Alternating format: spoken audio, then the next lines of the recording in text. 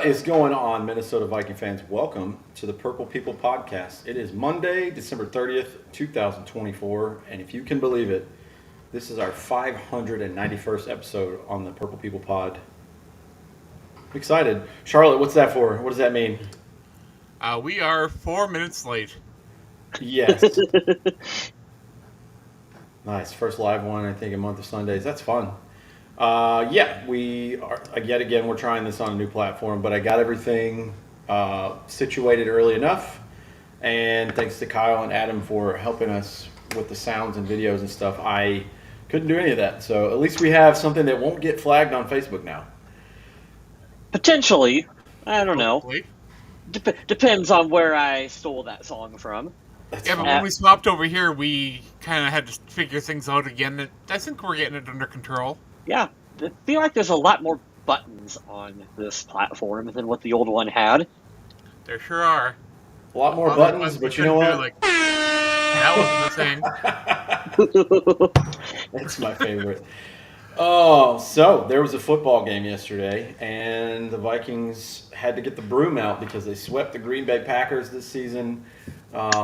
Round of applause. I thought it was kind of funny they were underdogs at home against a team that I don't want to say they're clearly better than. It's a division game. Green Bay is a good team, but I mean, they're better than the Packers. The disrespect is there nationally. That's fine. I want that to continue.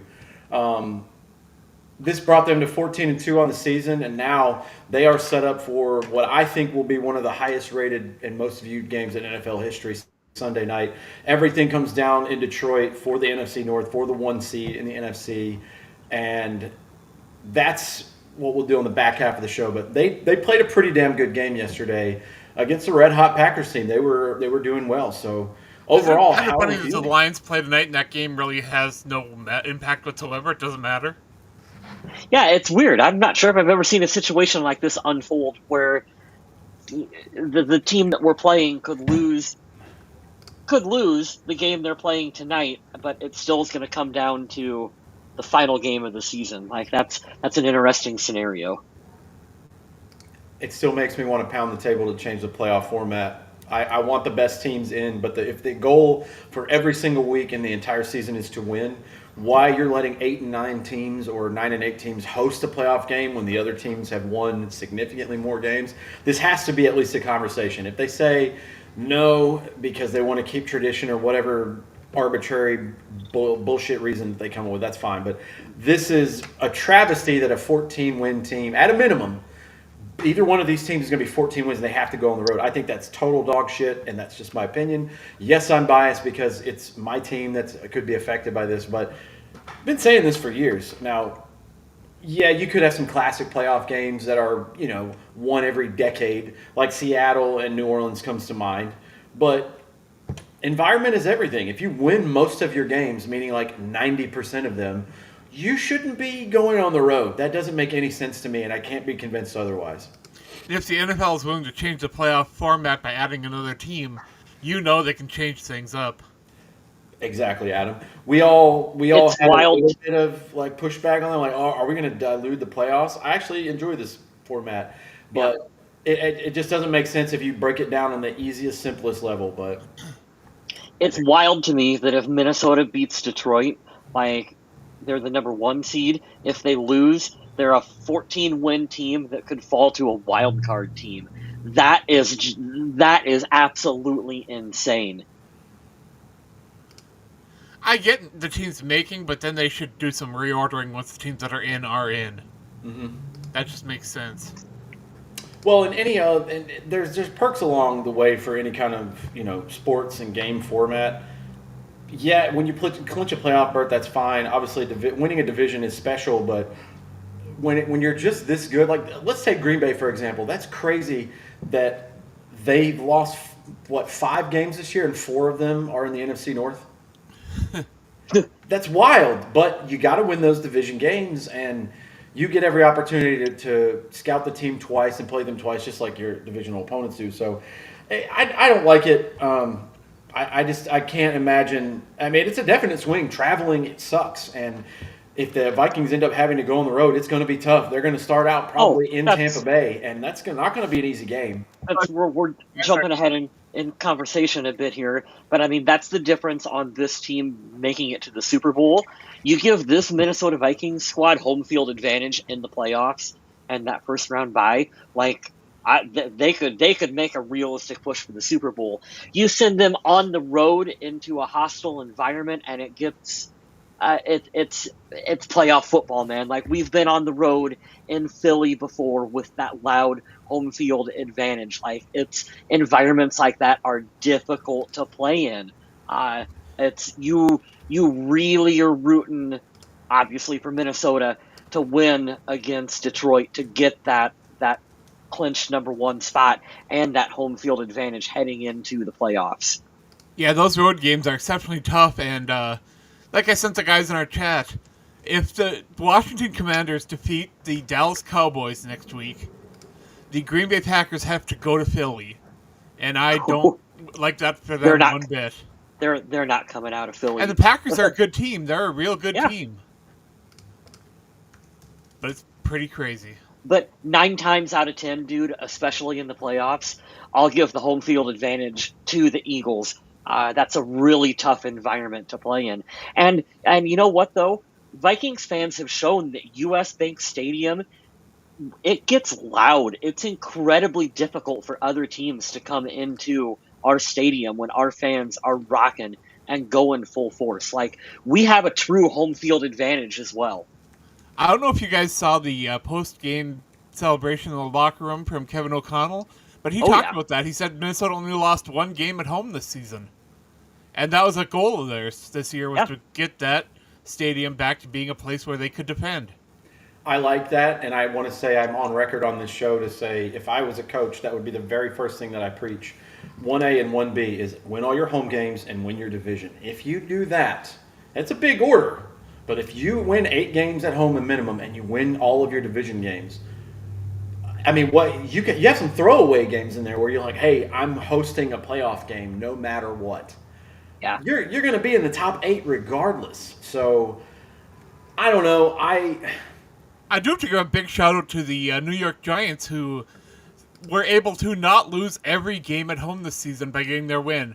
I mean, it cost them the number 1 overall draft pick, but they got their win. I'm leaving this up until they answer it, Charlotte. Do you have a fart button on here? And I would like to know. If you have one, can upload it if we're gonna do that. Not yet, but by next week we can have a fart button. That's a thing that we can make happen. I love that. Well, you can put the Viking horn and all that kind of stuff on there. There are a lot of Packer fans right now who hate that Viking horn sound a lot. Good.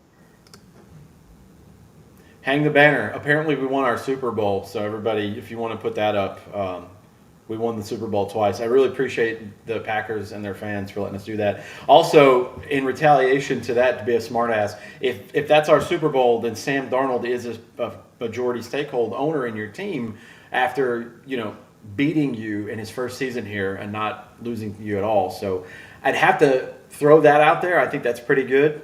If you want to shit on the Bears all the time because you beat them, Sam Darnold technically is your daddy for 2024. So have fun with that. And cheese is not a mascot, so suck it, Green Bay fans. I live in an area that's half Lions fans, half Packer fans, and for this week, those Lions fans kind of turned into Packer fans, and it was really weird. Yeah, no, there's just some things you don't bend and break on, but I expect that from Detroit. They just found a team they can finally root for last season, so they're still kind of new on loyalty. I'll say that. Yeah, I'm talking shit about you, Detroit fans. Get over it. You've had a good team for 1.5 seasons, and you think you're God. So that's cool.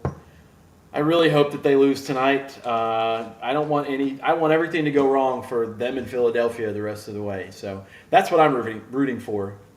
I'm being spiteful. You guys realize if they win this coming Sunday, this might be the greatest team we've ever watched live. This season is something special, man. That's a point that I wanted to talk about too, is that we reminisce a lot as Vikings fans about how special 98 was as a season, 2009 with Brett Favre, We're in the middle of one right now too. This Vikings team has as good a shot as any, and I truly believe that, to go into the playoffs and actually make some noise with it. And this game, man, it's essentially a playoff game on this coming Sunday against Detroit. That's why it got flexed into prime time. It's a huge game. So our playoffs truly start next week. It's what does Kevin O'Connell always say in his locker room speeches? We're 1-0. They Oh got yeah. to approach this week with that mindset of we have to win this game. It doesn't matter anything else that we accomplished before. They have to win this game against Detroit. It would be such a bummer to go through the season the way it did with such great, overcoming odds and expectations and all that, and then losing the wild card. Could you imagine being a 14-win team and we're somehow the fifth seed in the wild card, and then we go to like Atlanta and we get beat by Michael Penix, puts the hurt on us in the playoffs or something? Like that would be. Yeah, I can't imagine it because the universe and God hates this football team. So Right now, it looks I'm like it's either going to be the Rams or the Buccaneers that Minnesota would face if they ended up in that that fifth spot. there's no easy outs in the NFC. I Out of don't care those who two, it is. There's those two none. teams, who would you rather play? Buccaneers. That's real tough. Yeah, I don't really have a preference between those two, but I guess the familiarity, you don't want to go to your coach's old head coach, so no. I guess you're right. Tampa Bay's probably the way to go.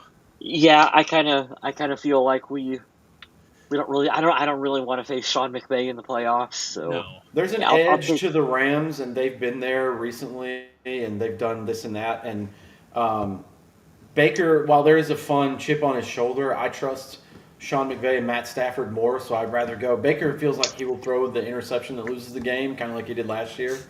Um, but none of it's an easy out. Going to Tampa, going to LA, or going to Philly is a bitch, and you're going to I have any of those if you're not I going to Detroit. So I don't I like any still of them. have I still have Philly PTSD. If this team is going to the Eagles in the playoffs, I'm not even watching it. They're gonna, yeah, they would get Yeah, worked in my opinion. I think it will be more competitive, but you just have they're firing on all cylinders, and the thing is, with Minnesota having the best receiving tandem, I think wide receiver 1, 2, and tight end, they have the X factor that pretty much no other team has. They have the best wide receiver 1, 2, and running back combo, and that's where I feel bad because I feel like they would focus on Saquon, and I think AJ Brown and Devontae Smith would have the the game I of life against this secondary. But One of the best things is that Minnesota's played this far into the season, and yeah, they have players on IR, but otherwise the team really isn't all that beat up. I mean, Aaron Jones is a little dinged up, but he's probably going to keep playing. He seems okay. And a sure, couple other guys are a little dinged up, but nobody's like really as hurt as like the Lions are really beat up right now. Green Bay missed a lot of guys against Minnesota, and that might have made a big difference. I don't know. Right now, it's a good thing that Minnesota's healthy enough going into this final game against Detroit that they should be close to full strength. well, let's talk about it. You mentioned some people getting banged up. Green Bay not at full strength. It happens. I don't want to hear any excuses from Packer fans about that. It's week 17 in the NFL. Like everybody's hurt. I don't. Jair Alexander stuff though is really weird. Though practicing all week and then being out on Sunday, I don't know what happened there. Just gonna take a sip of my water. Yep, that's about what I think Because about there's that plenty guy. of dialogue about what that is, but you know, I'm not going to get into it here. Yeah, it is what it is. If it's an injury or if it's an illness or there's some personal issues going on, like we're not going to talk shit about that. We're classier than that. But I do love the sometimes. banter back and forth from him and Jefferson. I love that, and yeah, it's been out there for a while. Like what Adam's referring to, Vikings Twitter is just going after him, and we'll never get the real answer, but it is what it is. He didn't play, and if you practice all week, you're probably expected to play. So I don't know. He can answer that. Anyways, we're going back and forth about this. Let's give away game balls and donkeys. Yesterday, the Vikings won 27-25. Should have been 33-25. That should lead right into this conversation. But I'm giving my game ball to good old Cam Akers for that Yeah. make you sweat it out catch that sealed the game. Jesus Christ. Oh boy. Oh, those Thank you. fingertips. Yeah. Cool, but great play by Kevin O'Connell. There's about 5 guys you could give this game ball to. You know something hilarious? I had 3 guys in my head that I was going to choose between, and I was going to be like, whatever one you guys don't pick, I'm going to take that one. You go and you pick one that wasn't one of my 3. Yeah. Statistically, you could probably go in a number of different ways if you want to look at the PFF grades, if you have access to that. But I just think in clutch moments, clutch players, they said it afterwards. I don't remember where he was being interviewed, but he says, hey, I just do what the coach tells me to do. We got full faith in that guy. And I forget, I think it's Janik Eckerd on Twitter. Hilarious social media follow for the Vikings. He said, with the game on the line, Kevin O'Connell throws it to the fullback and the running back, Ham and Akers. He's like, he might be a maniac. And CJ Ham laughed at that. And I was like, why not? I thought it was a smart – it was so glaringly obvious to do that. It was like, you shouldn't do it. But he's like, that's the reason I'm going to do it. And it totally worked. Well, you're talking about that Cam Akers catch. Sam Darnold, kind of made that a real soft and easy pass to catch. But in doing that, he wasn't able to get enough on it that it really got as far as it needed to go. Right. But all game long, he was rifling passes. I don't know what he did, but man, he had zip on those pups. I love the way Sam Darnold's playing. I hate going back to Colin Cowherd every week, but he's been on the train for 6 years about it. But he said something today that I thought was really funny because I think it's true.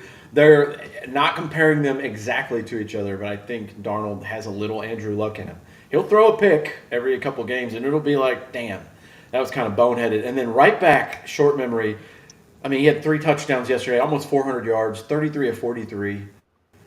He was amazing yesterday. Outside of 1 or 2 throws, you can't really ask him to do much more. Well, that was why Sam Darnold's my game ball. Everything you just said right there. He deserves one, man. And I think that was his best performance he's had in the NFL, passing wise. Didn't I read that somewhere? The most yards, yeah. Yeah, the most yards he's thrown for. He has looked, and like you said, just cold-blooded out there. He'll make a mistake every now and then, but he's been able to just come back out and just overcome those odds. And you feel so good for the guy because, man, he was cast out by 2 pretty shit organizations, and you see the way the team embraces him in the locker room. I'm sure we've all seen the videos of the team dumping water on him and hoisting him up and just celebrating. And man, that's a great moment for him. You know he has to be firing on all cylinders and really wanting to play his heart out for this team right now. One of the only bad things I can say about Sam Darnold is that he gets a little confident when things start going his way, and he's willing to gamble a little bit too much. Every throw is a little bit more. He's willing to gamble a little bit more, throw a little bit more into coverage, throw into tight windows, and once he makes that mistake, he goes back to being a little bit more, conservative decision making. But I can't really complain about that. It's funny how we went from Kirk, who was the king of the check down, and you're just sitting there, just please take a shot down the field. Please take a shot down the field. That's the most frustrating part about Kirk Cousins, what you're talking about right now. Yep. And then you get Darnold, who's the exact opposite, like Adam said. He's the epitome of, fuck it, Jefferson's out there somewhere. And you even got Tom Brady talking in the game about how it's okay to do a check down a little more often, Sam Darnold. You can do that. It's all right. Have you guys seen the edits of Tom Brady during his announcing saying the word sacks? Oh, no. No, I haven't.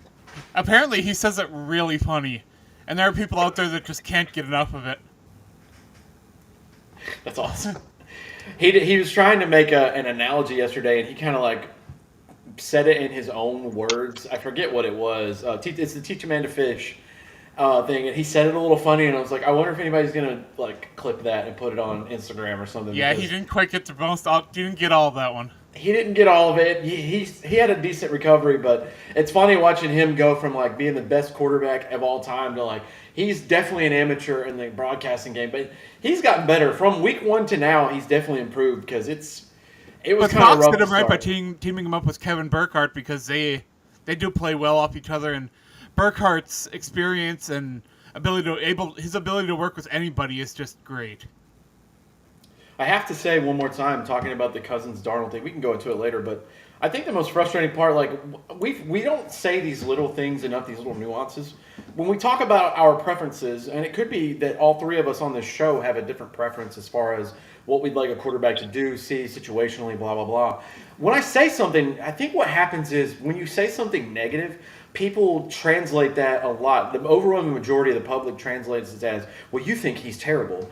No, these are premier fucking athletes that are the 0.00001% of the world.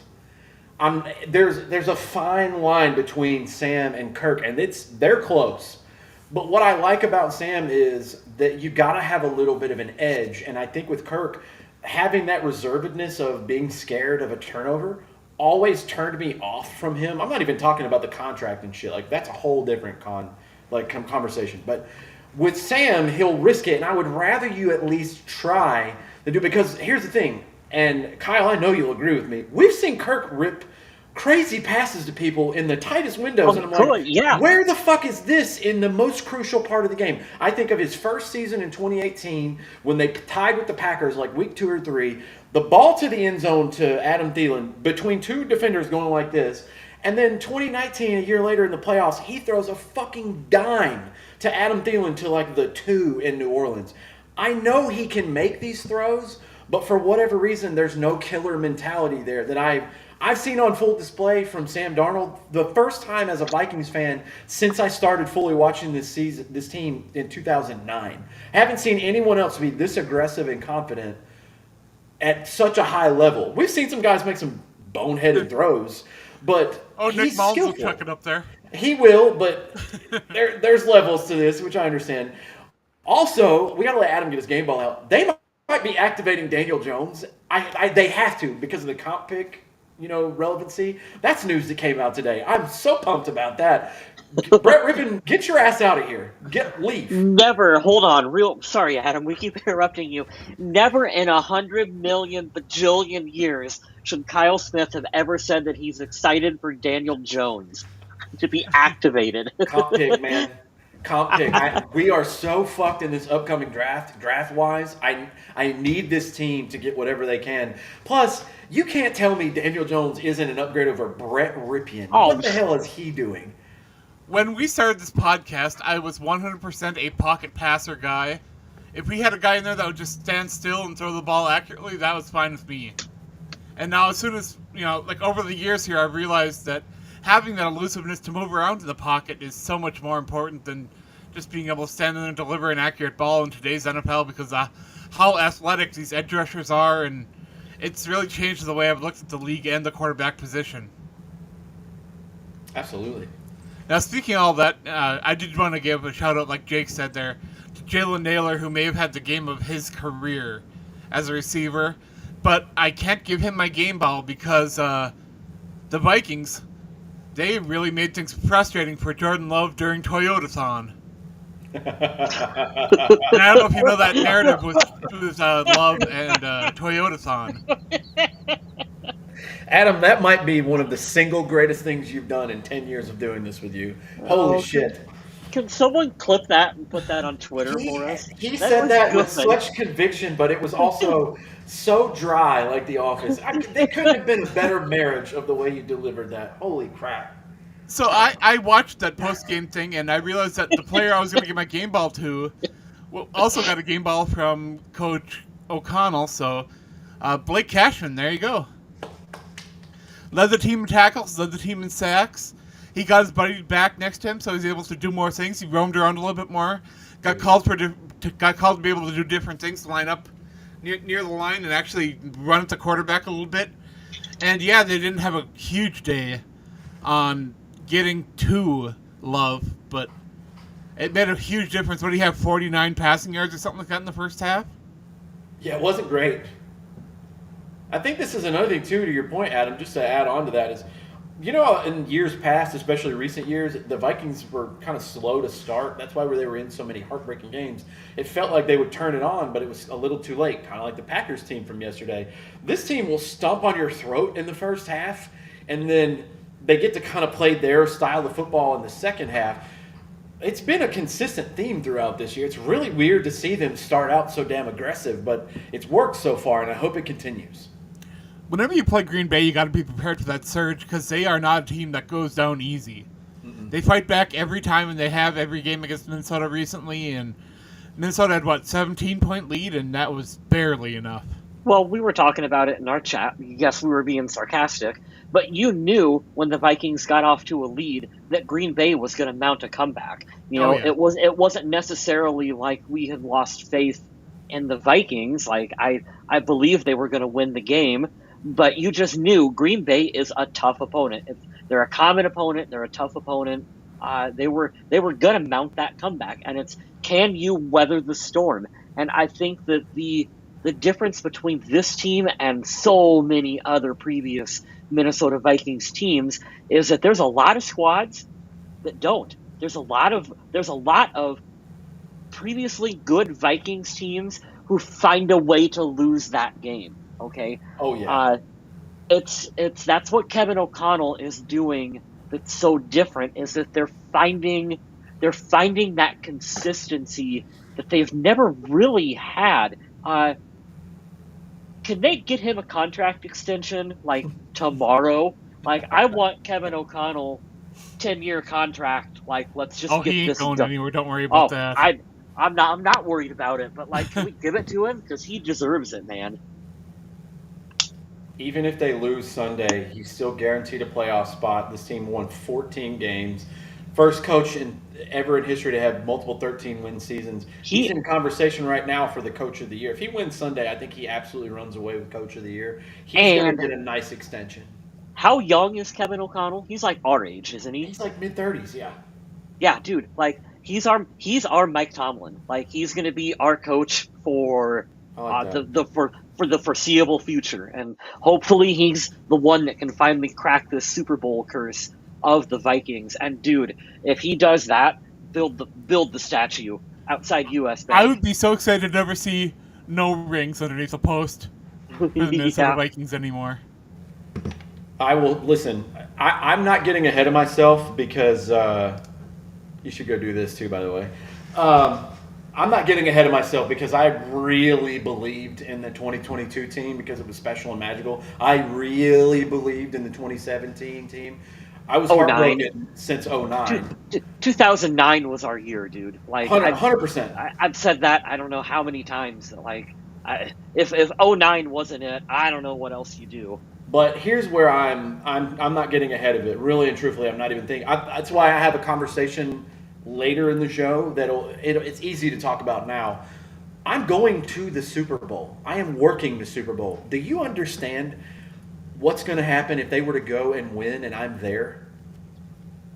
You might have to put a search party out for me for 24 hours. We have to will this into existence. Minnesota Vikings have never lost a football game with the Purple People podcast in attendance. So, or with Daniel Jones on their roster. That's not true, actually. I went last year in Minnesota for my first Minnesota game, and they lost to the Chiefs. So no, bullshit. Don't ruin my narrative. Don't do it. Don't do it. They're doing damn good since I got this tattoo this year. I'll give them that. Yeah, there you go. Yeah, we can talk about that in a little bit. Sergio says KOC was snubbed in 2022. True. Yeah, I see the argument. I think Dayball did more with less, but I get Dayball. I do have bad news for you guys, though. The Minnesota Vikings are not going to win another game this year. There we go. Hot take by Adam. They won't win until 2025. That's right. Yep. Nice. That's the dad joke of the day for you guys. I like it. Are we consensus across the board that Will Reichert gets a donkey? Because that was pretty bad yesterday. No. I'm not going to pick on. I mean, you could and good. I will. You get my donkey. That was easy enough for me. You lead 2 kicks from like 45 and deeper, and he hit the bars, and you're giving him that, huh? Yeah, he's not looked great since he's came back, and I hope that's not going to be a sign of things to come because that's when we need pre-injury Will Reichert to come in. I read a comment on Twitter. It was something that's like, his scalp should be showing by now. He's missed so many kicks recently. Talking about him cutting his hair. And I was like, damn, that's rough. But I just want him mentally to be sharp, you know? If those were easy kicks or they were missed really wide or something, I might be with you. But to me, those are he missed 2 kicks and they would have made a huge difference in the game. I get it, but he's not my donkey for this game though. I'll take the low-hanging fruit. I'll be the bad guy. I am going to pick on Brandon Powell. Ooh. There we go. Because not only did he muff that 1 punt return, Good call. but he has been almost completely regulated to special teams. I haven't seen him on offense in a while. Is he losing pace in the locker room, or what's going on? Why isn't he playing offense? I'll tell you why, because I didn't say this earlier, but Naylor, I barely know her. Because he's coming on, and I love that dynamic. Adder almost got in there. Mike and Powell. There we go. Turned into there you go. That's perfect. He was typing it as I said it, I bet. That's funny, man. That's so good. That's a good pick, Adam. I think Jalen Naylor is finding his way. He's had some drops this season that are untimely, but man, when he comes in clutch and he's locked in, that dynamic of what all 3 of those receivers do, they all do something a little different. Man, I love that. And then we're not even including T.J. Hawkinson. Wasn't it just last week we were talking about how Vikings fans were picking on Jalen Naylor? I think so. Yeah. Wild. So for my donkey this week, and I'm not quite 100% sure who to pinpoint. Oh, you're going to Kevin O'Connell time management, aren't you? You could. Oh. But I'm not going to do that. Not going to do that. I think that one of the Achilles heels of this team going into the playoffs is going to be our ability to stop the run. Because right now, if this team goes against Saquon Barkley in the playoffs, he's going to absolutely gash the interior of this defensive unit. And they're just going to run the ball up and down the field. I feel like Vikings are the opponents are just consistently running the ball against this team. So they need to figure something out, and they need to do a better job of stopping the run. So I don't know if you guys noticed the last 3 games, Jonathan Bullard has been replaced in the starting lineup by Jalen Redmond. It breaks my heart. Jonathan Bullard went to a rival high school of mine in North Carolina. Been a big fan of his for a long time. But I didn't realize until this game that they had made that change. And how does Jerry Tillery keep getting game balls after games?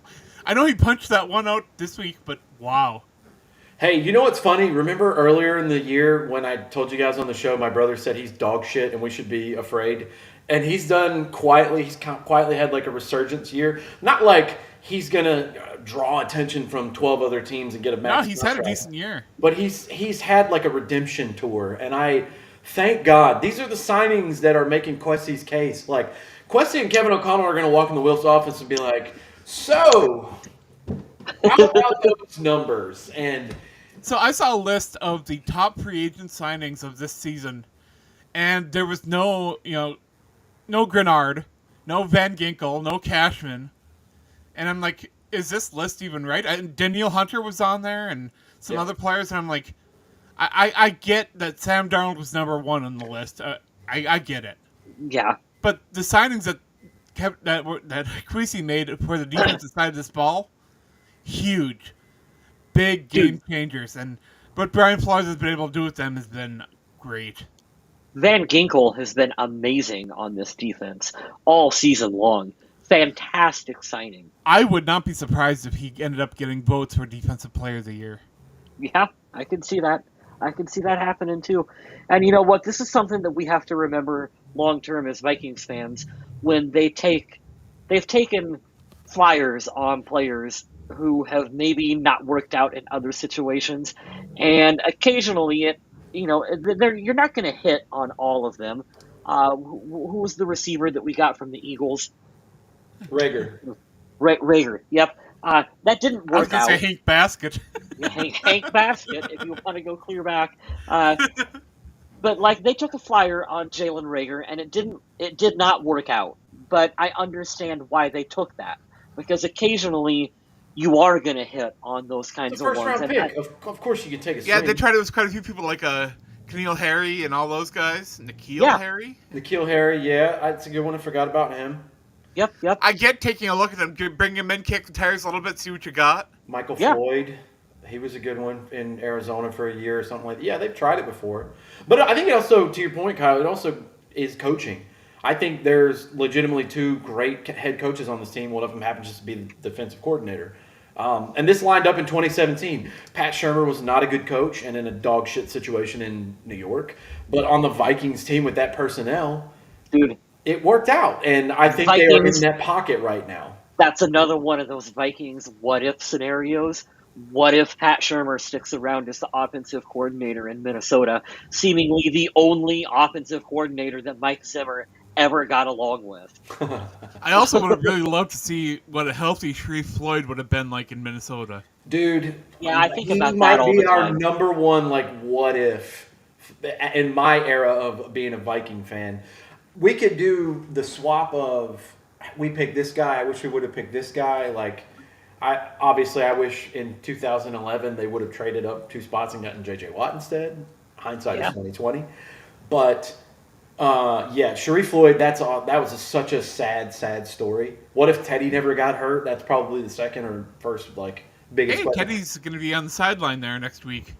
He's the enemy. Fuck him. Yeah, I know. Wes, I had did you pick a certain defensive player or just the defensive just line kind as a whole? just kind of figure out how to stop the run.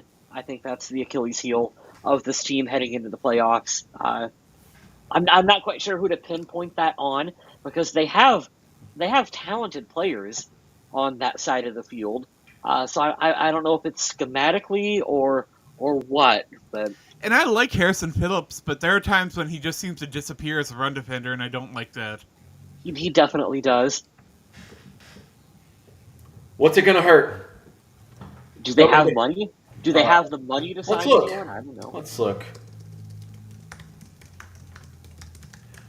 All right, let's shift that while I look that up. Vikings current cap space. Let's talk about this because before we get into stats, I just want to have it because we can have it and it can be really quick. The Sam Darnold conversation. Do you sign him? Do you keep him?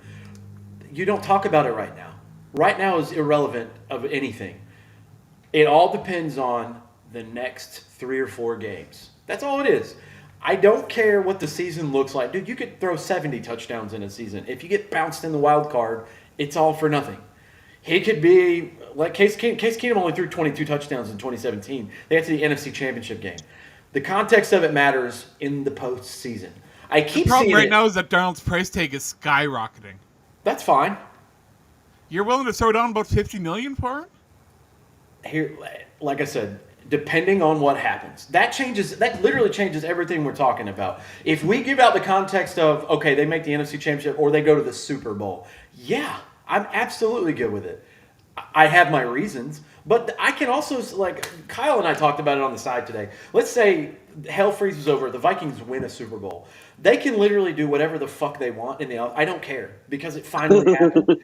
If they sign Sam Darnold to a 5-year, like $200 million deal, whatever it is, I'm okay with it. If they traded him for whatever it is, I'm good with it. I don't care at that point because they've done what they could. The problem is people get, and it's okay to feel this way. Nobody's right or wrong with this. It's just your preference. Some people want to save the money and try to build on that current NFL thing of like rookie quarterback, we can sign a bunch of all-stars everywhere else. Cool. I kind of see that because you're paying a wide receiver $35 million. That's a shitload of money, right? And because Sam was on a $10 million deal this year, you've signed Grenard, Cashman, Van Ginkel, et cetera, et cetera. Cool. But I'm also team, you want to take the product that you see fucking works really good and you want to hope that J.J. McCarthy's that good? Yeah. And he's coming off of a knee thing. I don't care if it's That's a small where- knee thing. That has to be the conversation. So it's they're that's- both compelling arguments. That's what I'm leaning towards too. I don't Yeah. like you don't. There's a number, okay? It's a Kirk Cousins territory number with a lot of guaranteed money where you go, okay, Sam, go take the bag elsewhere. But I mean, I think that there's a scenario where you're keeping Sam Darnold because hey, guys, this was our rebuilding year, and we're like making a solid push towards the playoffs and headed towards like a legitimate Super Bowl contending team right now. So if you, of course, you would keep him at the right number, and you continue to add pieces and parts and make another stronger push for the 2025 season. The national media at the moment is throwing out the narrative that Minnesota should franchise tag Sam Darnold after the season. Yes. I think that's the smartest thing we could do. And that would keep him around for another year for about 44, 45 million, somewhere in there. That is the smartest thing they could. That's personally what I hope they do. You still have 3 years of J.J. McCarthy after that season. Sam's at an affordable rate, but a respectable rate to pay him. Here's the thing. I told Kyle this on the side. We talked about this a lot in the last week.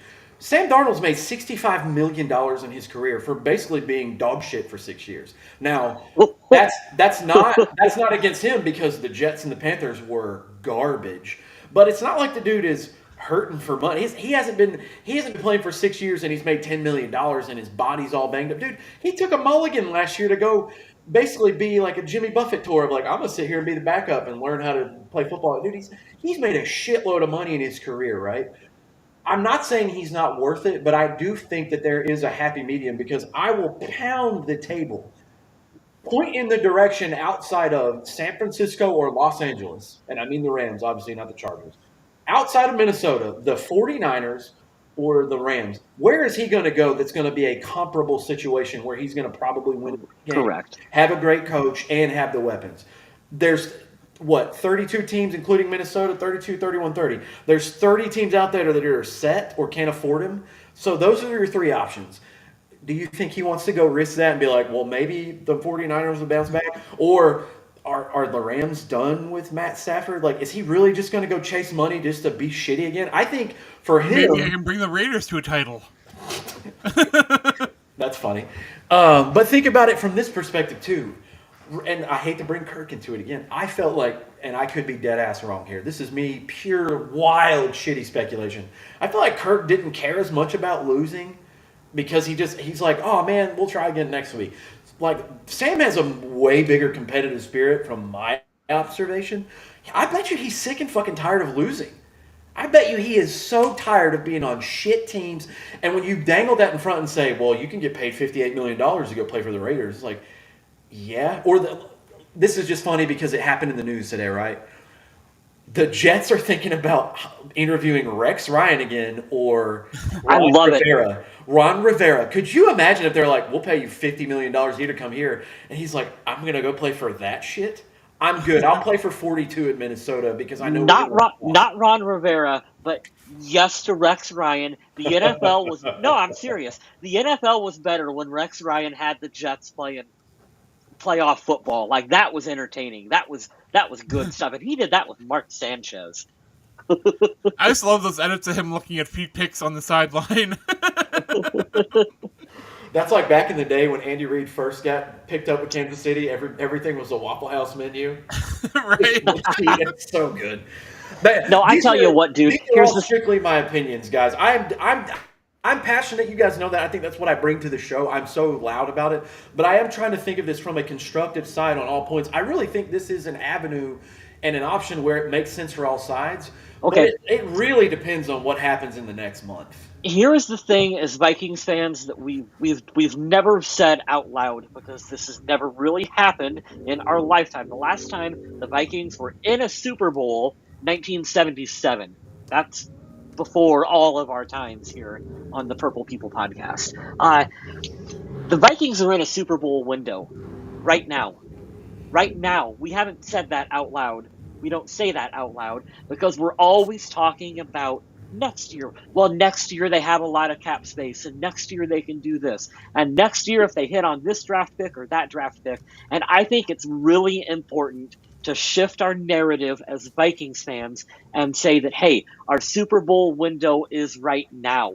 We are winning right now. What do we have to do to keep Sam Darnold and these other pieces and parts in place to continue winning. We're not talking about some hypothetical rebuilding season that's coming in 2025. Like, dude, like, we are a contending team at this very moment. That's kind of where I stand on keeping Sam Darnold on this I team. think we had the Sam Darnold conversation like 4 weeks ago, and I was 100%, JJ McCarthy on that one. And every passing week, I get closer to being in that camp saying, we kind of got to do something to make sure that this quarterback position is held down for the future, at least for next season. Yes. And bringing back Sam Darnold is probably the way to do that. Can I just say too, like, I think this has happened with social media, especially about politics. People get in the comments and they argue, and they're really doing like the religious thing where they're trying to bring you over on their side and take you away. I'm not doing that per se, but here's how I think that it most relates. JJ McCarthy is like you're on a game show, and I'm referencing Family Guy because I thought about this. And it made me laugh so fucking hard. And I thought about it today. And A boat's a boat. A boat is a boat, but what is in the mystery box? Like, it could be a boat. Right? JJ McCarthy is your mystery box. And that might be your Willy Wonka golden ticket, your framed picture of the Vikings winning a Super Bowl. I do think he is going to be a very good kid, a very good quarterback in the league. Like, he is such a team player. And I've really studied the little nuances of, like, he's so invested. There's a picture of him holding Sam Darnold up yesterday, like, this is the shit, and I love that. But it's hard for me at this juncture in time, December 30th, after Sam Darnold has had 10 games this season with, like, what is it? How many games with 100-plus passer rating? Right. The only other person to do it is Aaron Rodgers. Hold on, I took a picture of it. I'll tell you guys. It's kind of funny because with the Sam Darnold thing, I mean, I completely forgot what I was going to say. Go right on ahead. I think you see the potential right now, and when people hear me like go to bat for Sam Darnold, I'm not telling you to give him a Patrick Mahomes deal. I'm telling you, you have options. You can franchise tag him, and here's the leverage. Everywhere he's went outside of a sit on the bench season in San Francisco, it's been pretty bad. He finally feels the love of and support of teammates, and definitely from the coach. And I know the fan base is like, hell yeah, this dude's balling. I think there is that media, and I think this could be the possible shift of you don't have to pay a dude $1 million more than the highest paid dude. Like, that's so stupid to me. It's why is that the thing that it's just an automatic, like, well, not only are we going to pay you $1 million than the highest paid player in the league, we're going to do it based off your potential. And it's like, for what? So the conversation right now is 2025 for Sam Darnold, but Sam Darnold is young enough where he can look and say, what if Sam Darnold is your future franchise quarterback? Because that is a possibility. Yeah, it is. It's not that, and Adam, that's the only conversation. You don't have to agree. You don't have to say, well, no, yes. You just have to say that is a legitimate possibility, and I think that's where we can all have that level-headed conversation of this. It's not what I think it is personally is Minnesota is so starved for drafting a kid and making him into an Aaron Rodgers. They kind of want that, and I get it. I'd like to see that with the Teddies of the world that didn't work out that we loved. But if you find a dude who works that the coach can bring the most, dude, he's having. What are we at now? Let me click on his stats real quick. How many touchdowns has this dude thrown for this year? His passer rating's stupid. He's already over 4,000 yards. 35 touchdowns, 4,153 yards, and a 63 overall QBR. He has like 70% on the year for a completion percentage. If that doesn't scream franchise quarterback, I don't know what else. Doesn't he have more wins with the Vikings than what he did his entire tenure with the Jets? He just got it yesterday. That is insane. In one season, and I believe now he's the first quarterback in NFL history with the first season with a new team, 14 wins. And all the other guys he was tied with going into yesterday, guess where they all went that year? The fucking Super Bowl. Oh, yeah. It's special. And several of them, I believe, right are in the now. Hall of Fame. And that's what Tommy Gunn brings up an excellent point right here. It's the Super Bowl window open all the time with KOC and Kwesi in charge of this team. Yeah, it is, man. I think so. Are they going to be this hot all of the time? No. Like, the history of the NFL tells us they're probably not going to go on a New England Patriots style domination run. There's ebbs and flows to all of this, but yes, I do think that, in particular with Kevin O'Connell in charge, that they have the structure and the coaching necessary to compete and win every single year. Just wait until the draft. Vikings fans will hate Queasy again. It'll happen. Oh yeah, I'll probably be the first one to be like, "What are you doing, man?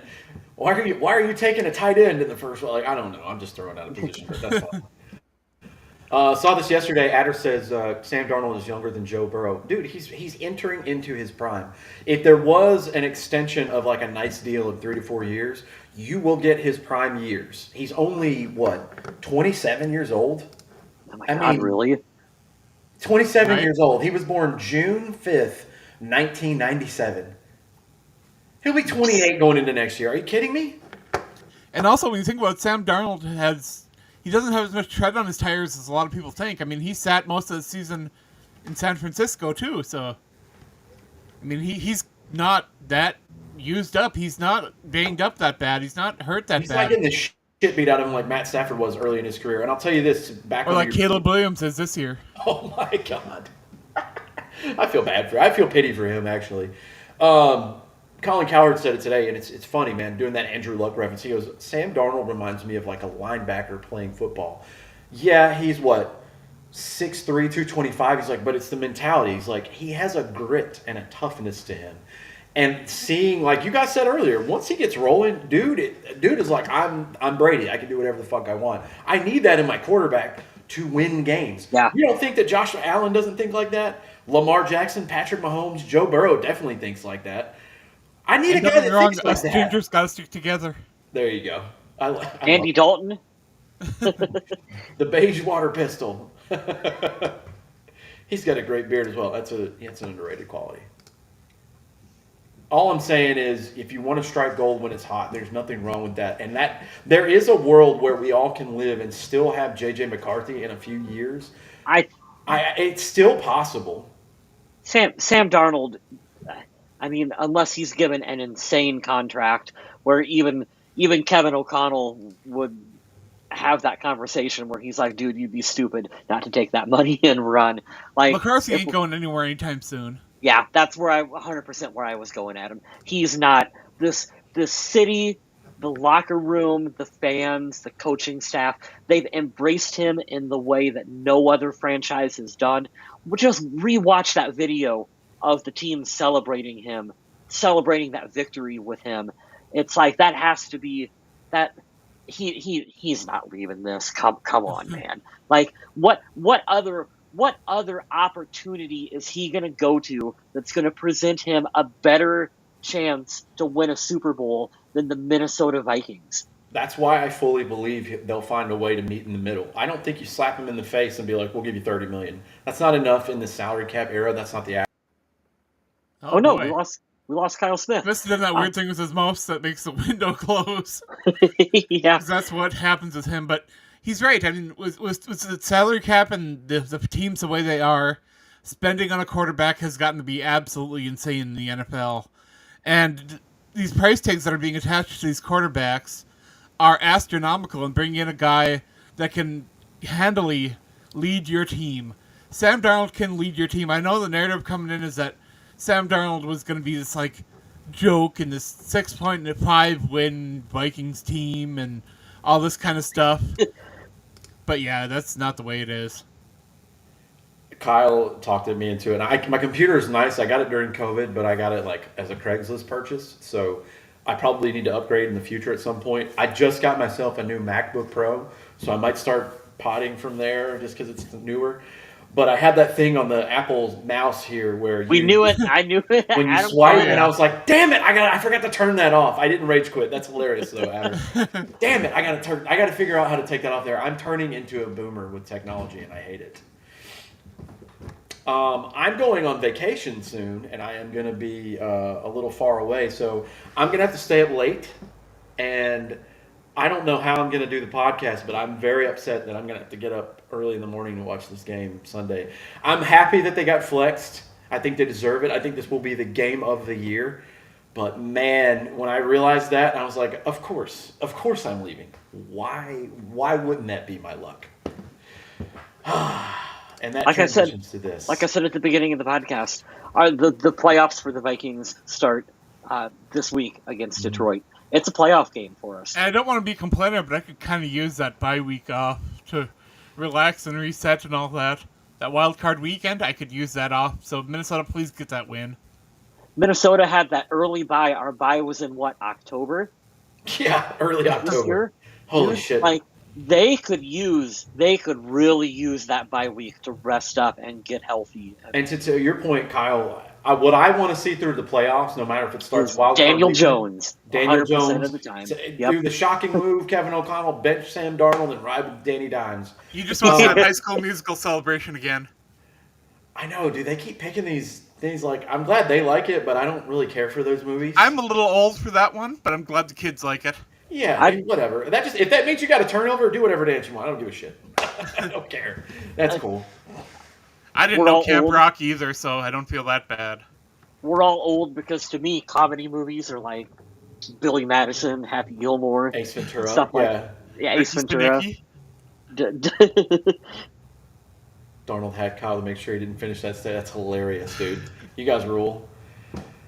Could there be a quarterback competition? So, Mike, we've been talking about this the whole show. I don't think there's a competition. I personally believe they'll find a way to keep Darnold around. I think the smartest short-term deal is a franchise tag. But if they did a 2-year deal, and somebody mentioned it earlier about doing the Jordan Love thing with J.J. McCarthy, I think there's a future for J.J. McCarthy with Minnesota. But if you have the hot hand, like my analogy earlier to summarize is J.J. McCarthy is the mystery door prize, but you have the big prize in Sam Darnold. You've seen that, holy shit, this works with him. And I made this point, I'm going to shit on this dude from Instagram today because he made a dumb comment and I hate it so much. Kyle's laughing because he heard me swearing in a message earlier. He said something along the lines of, Sam Darnold is Brock Purdy. I said, well, he actually is not. That's not an intelligent statement, one, because they're two different people. But the third overall pick and Mr. Irrelevant are not the same. So the Lions are trying to figure out, or Lions fans are trying to figure out why Brock Purdy is starting tonight. Why wouldn't he start? They have nothing on the line, do they? No, they're eliminated from the playoffs. But that doesn't. I never understand that shit. Your team's eliminated, so everybody just quits. These are the most competitive people in the fucking world. You got to look in between the lines and read a book for like 5 minutes, people. Tom Brady and all of his guys. Look at Michael. Michael Jordan's the best example in human history of competitiveness. Yeah. They would go in and he would make literal $100 bets on who will make the most trash can fucking free throws in there. They are competitive with every fucking aspect of their life. You're like, man, we got eliminated from the playoffs. Can we just go home? You're going to tell Nick Bosa that, the gargantuan who likes to eat people alive for fun. And you're like, yeah, you don't have to worry about that. We'll just go home today. It depends on the situation. The 49ers, I think, are still, we want to play. We want to be here next year. We believe in the coach. If you're a New York Jet, on the other hand, you probably are ready to quit and go home and get out of that mess entirely. So it is a little dependent on the situation. But yeah. So speaking of sitting out, I got to ask you guys a question about Adrian Peterson. Because Saquon Barkley is real close to passing his career rushing record. You know, the season-long record is held by Eric Dickerson, but I think it's about 101 yards Saquon Barkley needs to get the record from Dickerson. Do you think he'll get that? It depends. I don't know that Philly needs to play anyone. Philly cannot get the 1 seed regardless. So if they got Washington, or not Washington. Who they got? The Giants, right?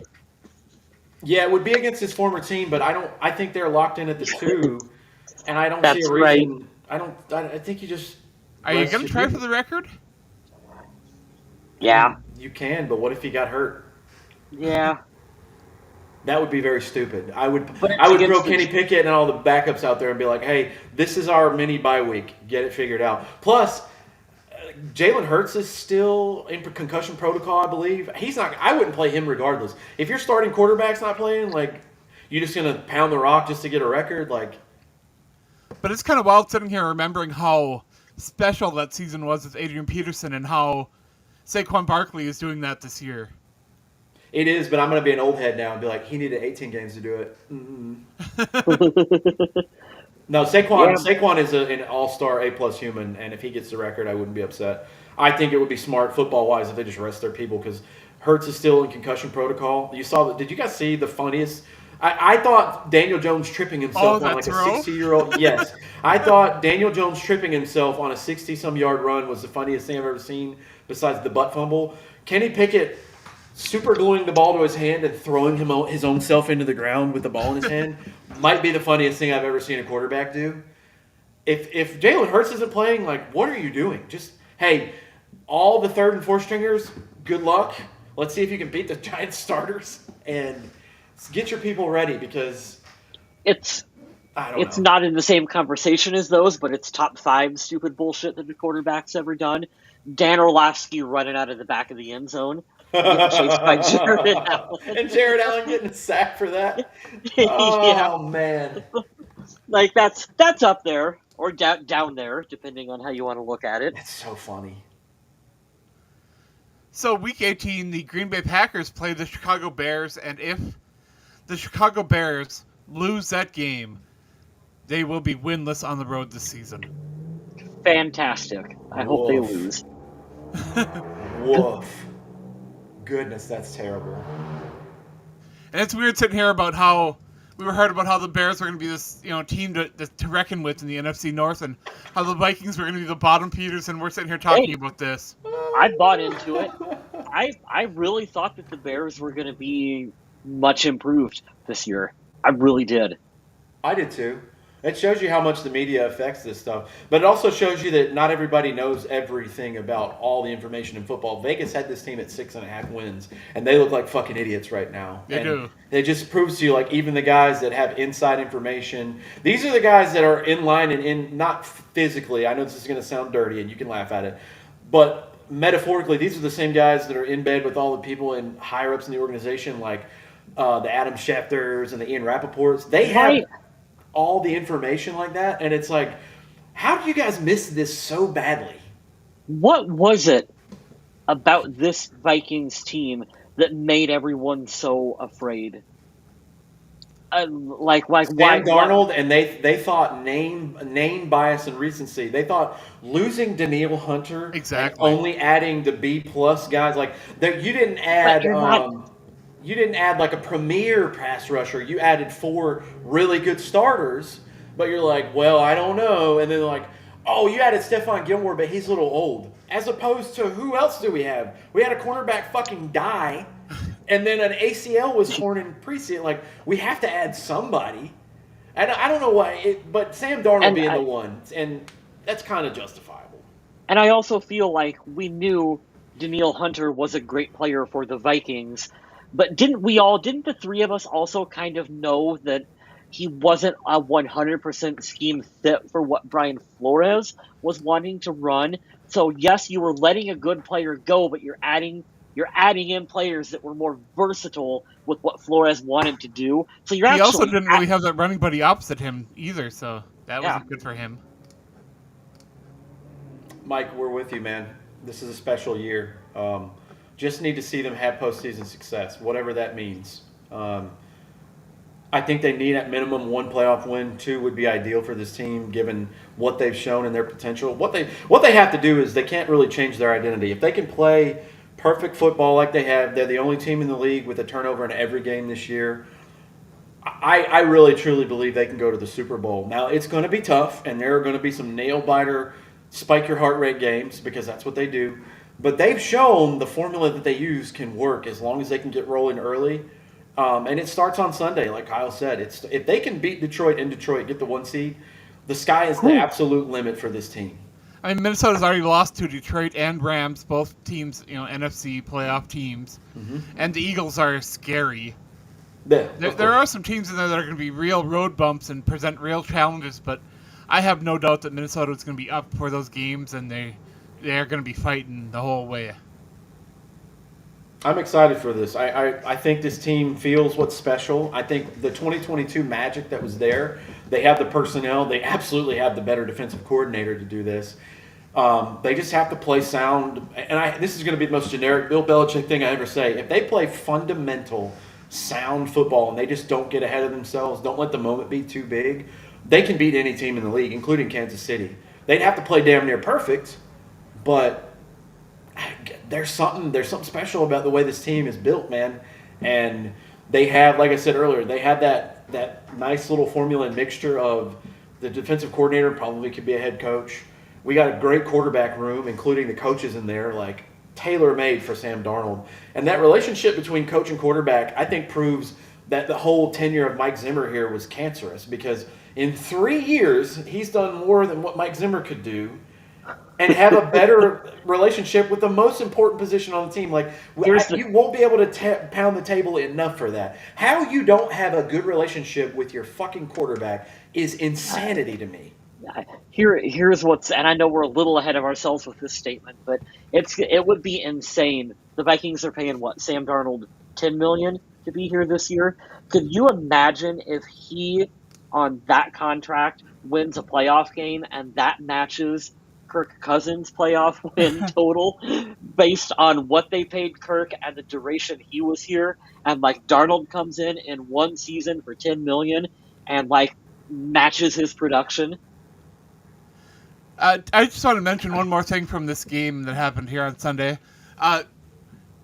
Justin Jefferson did it again. He had this game where you felt like he was not doing much of anything, and he had that one great catch that was called back, and yet he still led the team in receiving. How does he do it?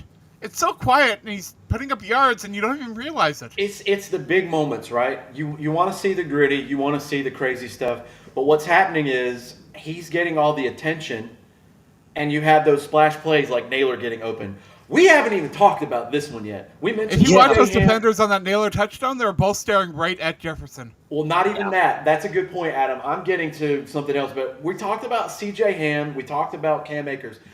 That stop-and-go Jordan Addison touchdown was fucking filthy. This is the same level of, oh, shit, when I saw Justin Jefferson do that to Stephon Gilmore in 2022 when he played for the Colts, where he did a little stop, adjust, and then completely go around. Jordan Addison got the corner completely locked in and back on his heels, and then was like, just kidding, I'm going again.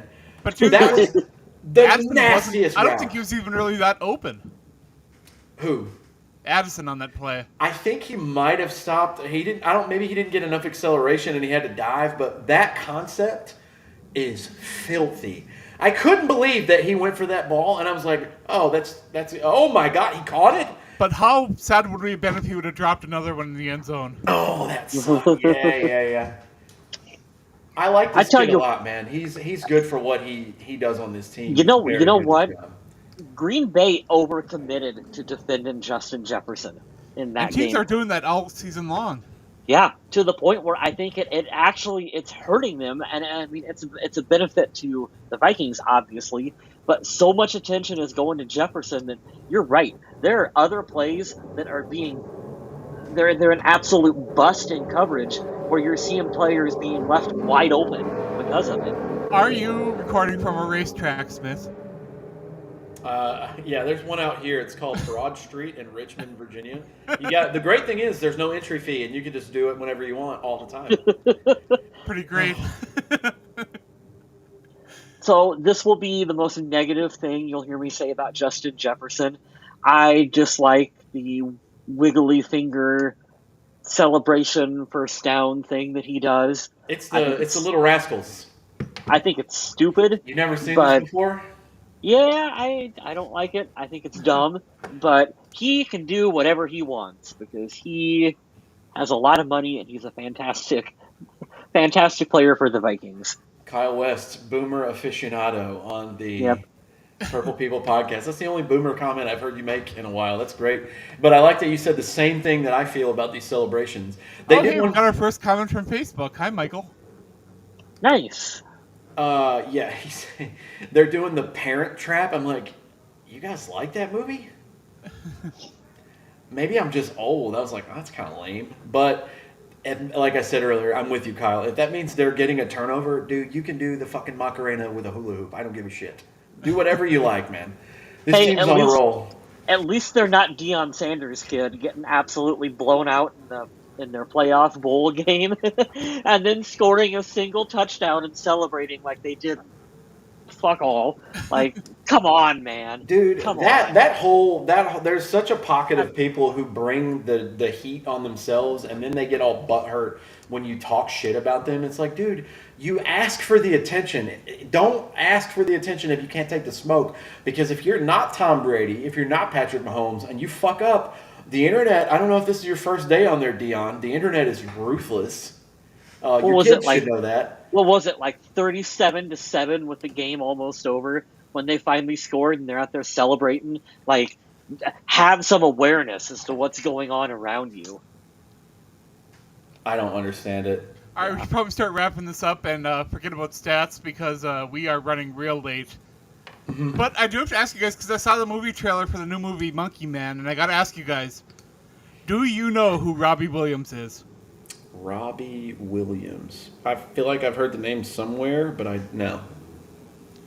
Because he is a world-famous musician. I am looking at him right now, and the answer is And they're making no. a biopic about him where he is being played or portrayed as a CGI monkey. Yeah, it's like...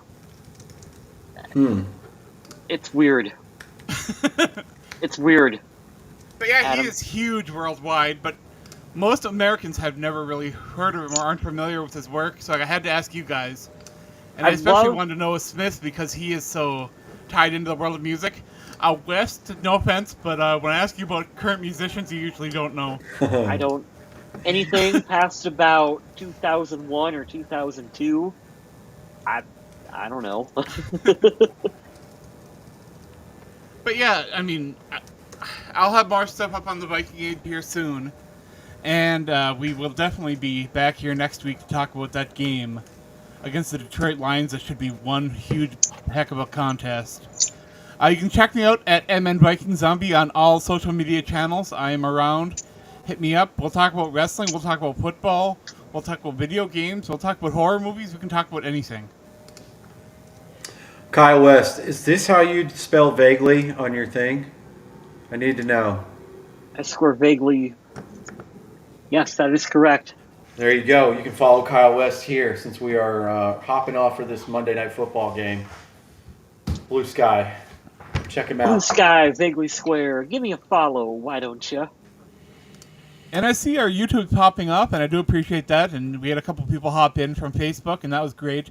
I do want to apologize for the people that uploaded the show last week when I accidentally uploaded a version that was only like 20 minutes long, and I ended up having to delete it and re-upload the full version. So if you got that short version and ended up listening to that, I am sorry. We made an error, and I was able to fix it, but some people got to listen to that version that wasn't quite complete, and I apologize for that. We're trying new things here. Thank you for bearing with us. Yeah, we appreciate that. And as I said, we'll be back next week, and I hope you guys will too. And we will be in the Discord as usual, chatting. And I appreciate you guys hopping in there and hanging out with us. And I know I wasn't that chatty this week in there because my nephew was over and we were watching. And there's always that little bit extra when it comes to the games against the Packers, you know. And Lions games are kind of the same around here, so we'll see. But in the meantime,